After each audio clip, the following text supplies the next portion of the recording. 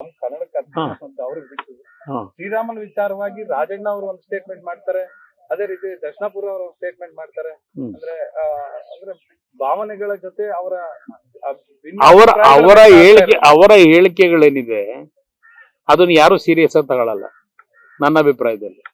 ಇವತ್ತು ಕರ್ನಾಟಕ ಅಷ್ಟೇ ಅಲ್ಲ, ಇಡೀ ದೇಶದಲ್ಲಿ ಇವತ್ತು ಈ ಒಂದು ಅಯೋಧ್ಯೆಯ ಬೆಳವಣಿಗೆಗಳೇನಿದೆ ಎಲ್ಲರೂ ಒಂದು ರೀತಿ ಹಬ್ಬದ ವಾತಾವರಣದಲ್ಲಿ ಇದ್ದಾರೆ. ಇವರ ಈ ಹೇಳಿಕೆಗಳು ಒಂದು ರೀತಿ ಹಿಂದೆ ಗಾದೆ ಮಾತಿದೆಯಲ್ಲ, ಆ ಗಾದೆ ಮಾತು ಇವ್ರಿಗೆ ಹೇಳ್ಬೇಕಾಗ್ತದೆ. ಅದರಿಂದ ಇವರ ಹೇಳಿಕೆಗಳಿಗೆ ನಾವು ಮಹತ್ವ ಕೊಡಬೇಕಾದದ್ದು ಅವಶ್ಯಕತೆ ಇಲ್ಲ ಅನ್ನೋದು ನನ್ನ ಅಭಿಪ್ರಾಯ. ಅದೇ ರೀತಿ ಅನಂತ್ ಕುಮಾರ್ ಹೆಗಡೆ ಅವರ ಹೇಳಿಕೆ ಬಹಳ ಅದು ನಾನು ಒಪ್ಪಲ್ಲ. ನಮಗೆ ಹಲವಾರು ಇಶ್ಯೂಗಳಿದೆ.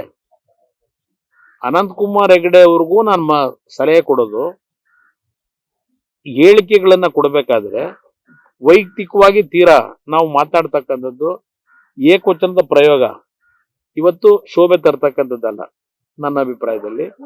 ಅದಕ್ಕಿಂತ ಹೆಚ್ಚಾಗಿ ಹಲವಾರು ಸಮಸ್ಯೆಗಳೇನಿದೆ ಆ ಸಮಸ್ಯೆಗಳ ಬಗ್ಗೆ ಚರ್ಚೆ ಮಾಡೋದು ಸೂಕ್ತ ಅನ್ನೋದು ನನ್ನ ಅಭಿಪ್ರಾಯ.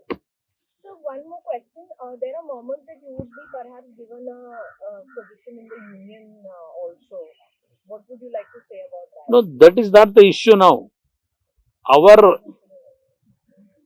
main priority to get all the 28 seats by winning in this future election. That is my priority.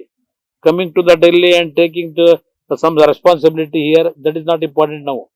So Nikhil sir is also seated with him. So what kind of role is he going to play in the upcoming? No, he will campaign for all the candidates. BJP candidates also, JDS candidates also, all the 28 parliamentary segment.